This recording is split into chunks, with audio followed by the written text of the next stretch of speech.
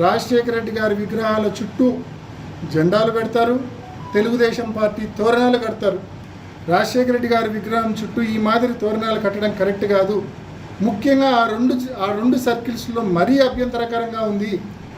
ప్రజలు అదేవిధంగా వైసీపీ నాయకులు కార్యకర్తలు ప్రతి ఒక్కరి మనోభావాలు దెబ్బతింటా ఉన్నాయి. దయచేసి ఆ రెండు సర్కిల్స్లో ఏదైతే ఆయన విగ్రహం చుట్టూ తోరణాలు కట్టారో జెండాలు పాతారో అవి కరెక్ట్ చేయండి, అవి తీసేయండి అని చెప్పి నిన్న ఉదయం కోరారు. పట్టి పట్టనట్లు అంటనట్లు పోలీసులేమో కమిషనర్ మీద, కమిషనర్ ఏమో పోలీసుల మీద, ఒకరి మీద ఒకరు. ఈ 12 నెలల్లో ప్రతిరోజు, ప్రతి గంట, ప్రతి సెకండు పోలీసులను అడ్డం పెట్టుకొని మీరు దద్దమ్మ రాజకీయం చేసినారు.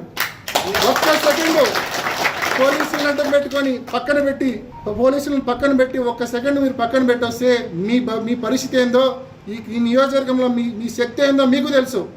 లెక్క పెట్టుకోండి. మీ రోజులు టైం వచ్చినప్పుడు మీకు ఎంత బలమైన దెబ్బ ప్రజలు కొడతారంటే మళ్ళీ లేవలేని విధంగా ప్రజలు దెబ్బ కొడతారనే విషయాన్ని తెలుగుదేశం పార్టీకి, చంద్రబాబు నాయుడు గారికి తెలియజేస్తా ఉన్నాను.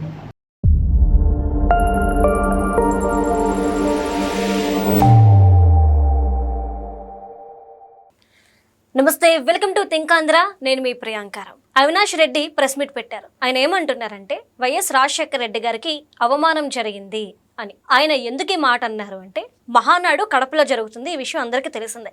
ఈ సందర్భంగా ఏదైతే వైఎస్ఆర్ విగ్రహం ఉందో ఈ విగ్రహం చుట్టూ కూడా టీడీపీ వాళ్ళు వాళ్ళ జెండాల్ని కట్టారు. దీనివల్ల రాజశేఖర రెడ్డి గారికి అవమానం జరిగింది, మా కార్యకర్తలందరూ కూడా చాలా కోపంగా ఉన్నారు, దీనికి ప్రతీకారం తీర్చుకుంటాము అని చెప్పేసి అవినాష్ రెడ్డి అంటున్నారు. సో ఎలా చూడాలి అవినాష్ రెడ్డి మాటలు? రాజశేఖర రెడ్డి గారికి నిజంగానే అవమానం జరిగిందా ఇలా కట్టడం వల్ల, ఇలా చేయడం వల్ల? దీని గురించి మనతో మాట్లాడడానికి ఈరోజు మనతో పాటు ప్రముఖ పొలిటికల్ అనలిస్ట్ డివి శ్రీనివాస్ గారు ఉన్నారు. ఆయనతో మాట్లాడతాం. నమస్కారం సార్. నమస్తే సార్, మహానాడు సందర్భంగా ఏదైతే వైఎస్ఆర్ గారి విగ్రహం చుట్టూ తెలుగు తమ్ముళ్ళు కట్టిన తోరణాలు ఏవైతే ఉన్నాయో వాటి వల్ల రాజశేఖర రెడ్డి గారికి అవమానం జరిగింది అని చెప్పేసి అవినాష్ రెడ్డి అంటున్నారు. అయితే టీడీపీ వాళ్ళు కూడా ఒక మాట అన్నారు, ఇది కేవలం దురుద్దేశంతో కట్టింది కాదు, ఎక్కడైతే భోజనాలు జరుగుతున్నాయో, ఎక్కడ కార్యక్రమం జరుగుతుందో దాన్ని నిర్దేశించడం కోసం ఇది సర్కిల్ కాబట్టి ఇక్కడ కట్టాల్సి వచ్చిందే కానీ మాకు అవమానించాల్సిన అవసరమూ లేదు, ఆ ఉద్దేశమూ లేదు అని చెప్పి అంటున్నారు. కానీ అవినాష్ రెడ్డి మాటలు ఈ విధంగా ఉన్నాయి. పైగా మేము ప్రతీకారం తీర్చుకుంటాము అని చెప్పేసి కూడా ఆయన అంటున్నారు. సరే ఎలా చూడాలి? నిజంగానే రాజశేఖర రెడ్డి గారికి అవమానం జరిగిందా, అలానే భావించాలా ఈ విషయాన్ని? తెలుగుదేశం పార్టీ మహానాడు కడపలో 3 రోజులుగా సంబరంగా వాళ్ళు చేసుకుంటున్నారు.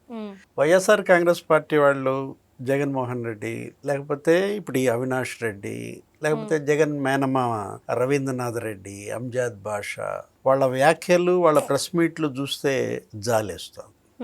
ఒకవైపేమో వాళ్ళు కడపను ముంచెత్తుతున్నారు, వీళ్ళ ఓట్ బ్యాంక్ ఎరోడ్ అవుతుంది.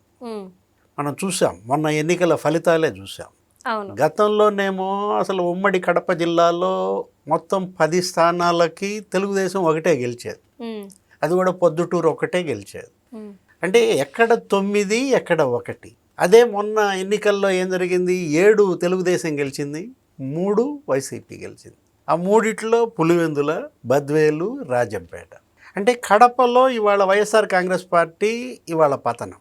వాళ్ళ యొక్క ఆ ప్రెస్ మీట్లు కూడా చూసినట్లయితే ఇప్పుడు మహానాడు వాళ్ళు జెండాలు కట్టుకుంటారు, తోరణాలు కట్టుకుంటారు, అక్కడ ఉన్నటువంటి కోడళ్ళ సుందరీకరణ, ఆ జంక్షన్ని వాళ్ళు అలంకరించుకుంటారు. అన్ని చోట్ల అన్ని కోడళ్ళ దగ్గర ఇది జరుగుతూ ఉంటుంది. అక్కడ ఉన్నటువంటి విగ్రహం అది ఇందిరాగాంధీ విగ్రహం, దాని చుట్టూతో కట్టేస్తారు. లేకపోతే ఎన్టీఆర్ విగ్రహం, దాని చుట్టూతో కట్టేస్తారు. రాజశేఖర రెడ్డి విగ్రహం ఇది, రాజశేఖర రెడ్డి విగ్రహం చుట్టూతా కట్టారు. ఇప్పుడు ఇందిరాగాంధీ విగ్రహం చుట్టూతా తెలుగుదేశం జెండాలు, తోరణాలు కట్టారని ఇందిరాగాంధీని అవమానించినట్ట. అంటే ఇందిరాగాంధీకి జరగని అవమానం రాజశేఖర రెడ్డికి జరిగిందా? ఇప్పుడు వీళ్ళే ఉన్నారమ్మా, ఇప్పుడు వైఎస్ఆర్ కాంగ్రెస్ లేకపోతే కాంగ్రెస్ పార్టీ గతంలో వాళ్ళు కూడా జరుపుకుంటారు కదా, వాళ్ళ ప్లీనరీలో, వాళ్ళ మహాసభలో జరుపుకుంటారు. అది జరుపుకునేటప్పుడు అక్కడ ఎన్టీఆర్ విగ్రహం ఉంటుంది. ఎన్టీఆర్ విగ్రహం చుట్టూ మీరు తోరణాలు కట్టలేదా? ఇదే ఫస్ట్ టైమా ఆంధ్రప్రదేశ్లో? లేకపోతే ఎక్కడైనా ఇప్పుడు జెండాలు కట్టడం, తోరణాలు కట్టడం ఇదే ఫస్ట్ టైమా ఏంటి? అంటే ఇప్పుడు ఎన్టీఆర్ విగ్రహం చుట్టూతా మీరు వైసీపీ జెండాలు కట్టారు, తోరణాలు కట్టారు, ఎన్టీఆర్ని అవమానించారంటారా? ఏది అవమానం, ఏది గౌరవం? అది కూడల్లో మీరు అక్కడ విగ్రహం ఏర్పాటు చేసుకున్నారు, వాళ్ళకేదో ఒక సపోర్ట్ కావాలి. ఏది ఆ తోరణాలు కట్టడానికి, జెండాలు కట్టడానికి నీకు అక్కడ ఏదో ఒక స్తంభం పెట్టుకోవాలి. మీరే ఒక విగ్రహం పెట్టారు అక్కడ, ఇక దాని చుట్టూ కట్టేశారు.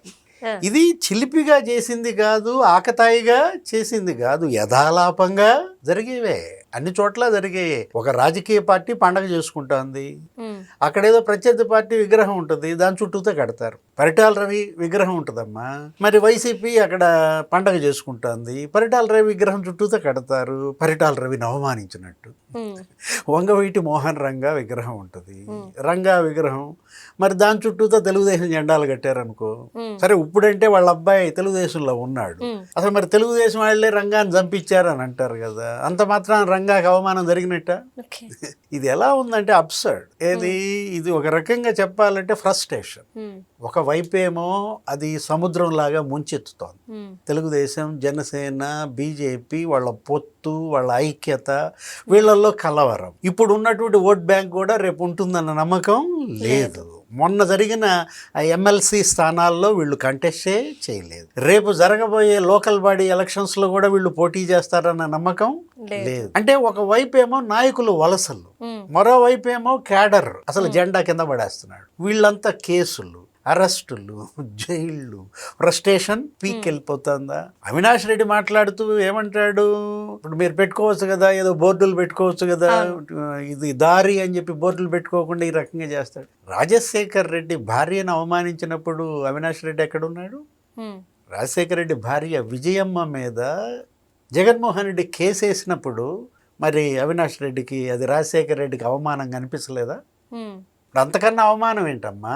రాజశేఖర రెడ్డి భార్యనే కోర్టులో నిలబెట్టారు, ఆమెకి ఇచ్చిన గిఫ్ట్ డీడు రద్దు చేశారు, తల్లి చెల్లి వలలో పడిందని ఆమె మీద ఆరోపణలు చేశారు. అంతకన్నా అవమానం ఏం కావాలి? అంటే ఇప్పుడు విజయమ్మకి జరిగింది అవమానం కాదా, రాజశేఖర రెడ్డి విగ్రహానికి జరిగింది అవమానమా? మనిషి నిలువెత్తు మనిషిగా ఇవాళ తల్లి అమ్మకి జరిగిన అవమానం గురించి ఆలోచించండి రా నాయన. చచ్చిపోయిన నాన్న విగ్రహం అవమానం దేవుడెరుగు. కళ్ళ ముందు అమ్మని అవమానిస్తూ కన్నీళ్ళు ఆమె పెట్టుకుంటూ చెల్లి శాపనార్థాలు పెడుతుంటే మీరవేమి మీ చెవుల్లోకి ఎక్కవా? బదిరుల కళ్ళుండి చూడలేని కబోధుల ఎలా చూడాలి వీళ్ళని? దేనికి స్పందించాలి, దేనికి స్పందించకూడదు, ఆ ఇంగిత జ్ఞానమే కొరవడిందా వీళ్ళల్లో? ఇప్పుడు ఇవాళ మనం చూసాం, అసలు రాజశేఖర రెడ్డి పేరు ఛార్జ్ షీట్లో మా అన్నయ్యే చేర్చాడంటదా. అవును. ఎవరు? షర్మిల. అవమానం కాదా? చనిపోయినటువంటి తండ్రి పేరు సిబిఐ ఛార్జ్ షీట్లో చేర్చి నువ్వు కేసు నుంచి తప్పుకోవాలన్న కుట్ర, అది ఎవరికి జరిగిన అవమానం? నేను రాహుల్ గాంధీని అడిగాను, మా నాన్న పేరు మీరే జరిపించారంట కదా అంటే, అసలు మీ నాన్న పేరు మేమెందుకు జరిపిస్తాం? సిబిఐ ఛార్జ్షీట్కి కాంగ్రెస్కి సోనియా కుటుంబానికి సంబంధం ఏంటి? మీ అన్నయ్య పొన్నవోలు సుధాకర్ రెడ్డి ఆ క్విడ్ ప్రోకో, ఇది పొన్నవోలు చెప్పిన ఐడియా, దానికోసం పొన్నవోలుకే అటార్నీ జనరల్ ఇచ్చాడు, AAG additional attorney general post ఇచ్చాడని ఎవరంటున్నారు? షర్మిల అంటారు. ఇప్పుడు మనం ఎందుకు, ఇప్పుడు విజయమ్మ ఆమె క్యారెక్టరే మీరు అసాసినేట్ చేశారు కదా. ఏది షర్మిల అసలు రాజశేఖర్ రెడ్డికే పుట్టలేదన్నారు కదా. అంతకన్నా అవమానం ఉందా? ఆ అవమానానికి అవినాష్ నోరు తెరవడా? ఎందుకంటే దాని వెనకున్నదే అవినాష. విజయమ్మకి జరిగిన అవమానం వెనకున్నది కొడుకు జగన్మోహన్ రెడ్డి, కోడళ్ళు భారతమ్మ. షర్మిల రాజశేఖర్ రెడ్డికి పుట్టలేదు అన్న ఆ ప్రచారం చేసినప్పుడు, ఆ పోస్టులు పెట్టినప్పుడే ఘోర అవమానం జరిగిపోయింది. ఎవరికి? రాజశేఖర రెడ్డికి. తల నేలకేసి కొట్టుకోవాలి. ఆ అవమానానికి వీళ్ళంతా తలలు నేలకేసి కొట్టుకోవాలన్నమాట. దీనికి ఎందుకు మీరు విగ్రహం చుట్టూతో తోరణాలు కట్టారని చెప్పి మీరు ఈ విధంగా ఏదో గగ్గోలు పెట్టాల్సిన అవసరం ఏంటి? ఇంకా దానివల్ల మీ భయం బయటపడుతుంది. మీలో ఇవాళ తెలుగుదేశం భయం వాళ్ళు బయటపడుతుంది. లోకేష్ అంటే భయం మీరు బయటేసుకుంటున్నారు. కరోనా వస్తుంది, అసలు కరోనాలో మహానాడు పెడతామేంటంటాడు వాళ్ళు రవీంద్రనాథ్ రెడ్డి, జగన్ మేనమామ. కడపంతా కరోనా వ్యాప్తి చేయడానికే చంద్రబాబు ఇక్కడ మహానాడు పెట్టాడు అంటాడు. అంటే ఎంత భయపడుతున్నారు. వాళ్ళ తెలుగుదేశం అంటే భయం, లోకేష్ అంటే భయం, ఈ మాటల్లోనే మనకు కనపడుతోంది. ఇప్పుడు కరోనా వస్తోంది అని మరి ఆ రోజు లోకల్ బాడీ ఎలక్షన్స్ ఎందుకు పెట్టారు అప్పట్లో? ఇప్పుడు కరోనా మహమ్మారి ఉధృతంగా కొడుతుంది కదా, 2019 2020 ఫస్ట్ ఫేజ్ అసలు లక్షల కోట్ల మంది చనిపోయిన పరిస్థితుల్లో నిమ్మగడ్డ రమేష్ ఆయన ఎవరు ఎలక్షన్ కమిషనర్, కరోనా సివియర్గా ఉంది, లోకల్ బాడీ ఎలక్షన్స్ వాయిదా వేయండి అని అంటే కరోనానా కమ్మరోనానా అన్నారు. అంటే దానికి కూడా క్యాస్ట్ అంటగట్టారు, ఆ ఎలక్షన్ కమిషనర్కి కూడా క్యాస్ట్ అంటగట్టారు. వీళ్ళు ఇవాళ మళ్ళీ కరోనా వస్తుంటే మీరు మహానాడు ఎలా జరుపుతారంటే? అవినాష్ రెడ్డి ఇవాళ ఏంటి, ఆయన కడప పార్లమెంటు సభ్యుడు, ఏది జగన్మోహన్ రెడ్డి ముఖ్యమంత్రిగా ఓడిపోయినా ఏదో చావు తప్పి కన్నులొట్టబోయినట్టుగా బయటపడ్డాడు. గతంలో అవినాష్ రెడ్డికి ఎంత మెజార్టీ వచ్చిందమ్మా? మొన్న అవినాష్ రెడ్డికి ఎంత మెజార్టీ వచ్చింది? అక్కడ షర్మిల గనక పోటీ చేయకుండా ఉంటే అసలు నువ్వు గెలిచేవాడివా? కడప పార్లమెంటుకి షర్మిల గనక కాంగ్రెస్ అభ్యర్థిగా లేకపోతే నువ్వు ఘోరంగా ఓడిపోయేవాడు. 60,000 ఓట్లతో బయటపడ్డాడు. అంతకుముందు అతనికి మరి 3,80,000 ఓట్లతో, అంటే 3,20,000 ఓట్లు నీకు తొర్రబడింది. పార్లమెంటుకి 60,000 ఓట్లు ఏంటి? ఇప్పుడు జగన్మోహన్ రెడ్డి కంటెస్ట్ చేశాడు పులివెందుల అసెంబ్లీ, ఎంత మెజార్టీతో గెలిచాడు? 60,000.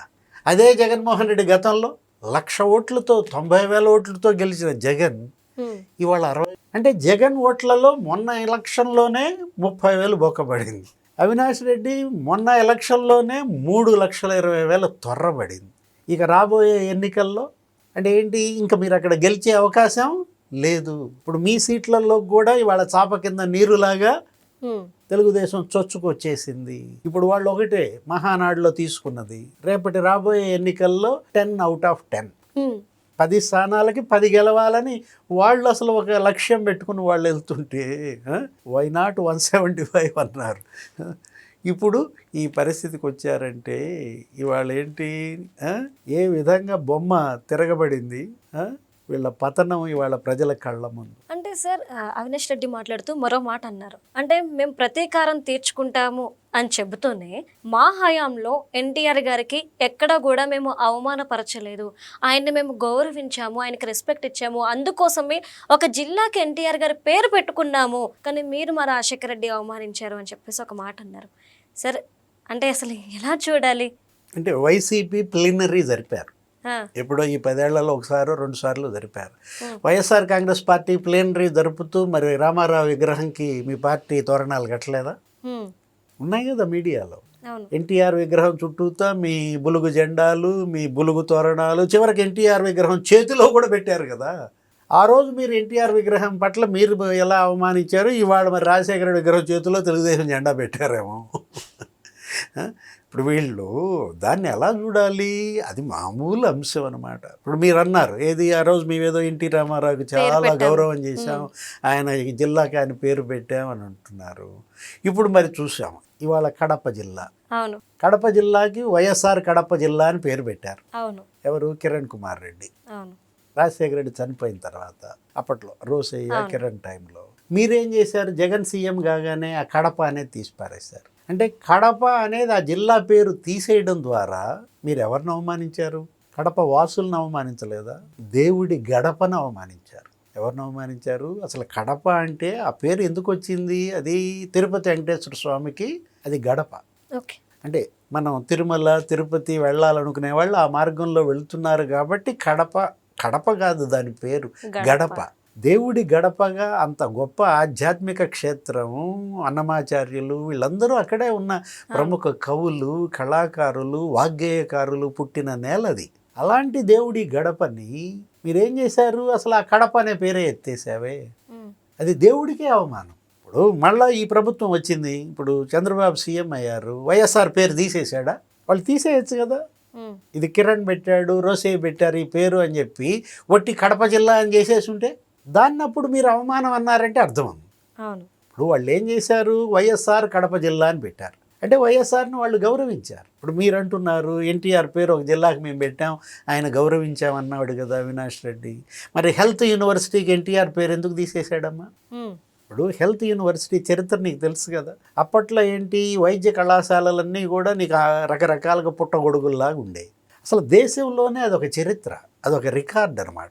వైద్య కళాశాలలన్నిటినీ కూడా ఒక అంబ్రెల్లా, ఒక గొడుగు కిందకి తీసుకొచ్చి ఒక యూనివర్సిటీ వైద్య శాఖకి ఆయన ఏర్పాటు చేశాడు. అదొక వినూత్నమైన ఆలోచన, అదొక సంస్కరణ.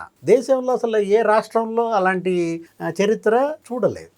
హెల్త్ యూనివర్సిటీ అనేది స్థాపిద్దామన్న ఆలోచన వచ్చిందే ఎన్టీ రామారావు. అవును. అంటే అప్పట్లో ఆయనకు ఉన్నటువంటి వైద్యులు, ఆ కాకర్ల సుబ్బారావు గారు, వాళ్ళు ఎవరో ఇచ్చిన సలహా మొత్తానికి ఆయన ఆలోచన కాబట్టి చంద్రబాబు ఆయన చనిపోయిన తర్వాత ఎన్టీఆర్ పేరు దానికి పెట్టారు. ఏంటి? NTR health university. చంద్రబాబు తర్వాత మరి రాజశేఖర రెడ్డి ముఖ్యమంత్రి అయ్యారు. రాజశేఖర రెడ్డి దాన్ని ఎందుకు మార్చలేదు? తీసేయొచ్చుగా ఎన్టీఆర్ పేరు. తను ఏం చేశాడు తెలుసా రాజశేఖర రెడ్డి? ఎన్టీఆర్ హెల్త్ యూనివర్సిటీ కాదు, దీని పేరు డాక్టర్ ఎన్టీఆర్ హెల్త్ యూనివర్సిటీ అన్నాడు. ఇంకా గౌరవాన్ని ఇచ్చారు. ఆయనకి డాక్టరేట్ ఉంది. అవును.